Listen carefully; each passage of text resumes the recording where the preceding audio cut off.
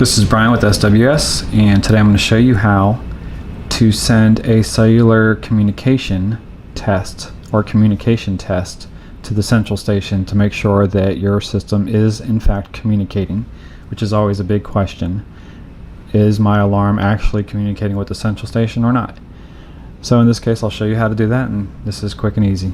Go ahead and hit menu 1, volume level, and then hit 4. Enter your code, followed by enter. And then the Press code menu to followed go by back. enter. Press 1 for siren test.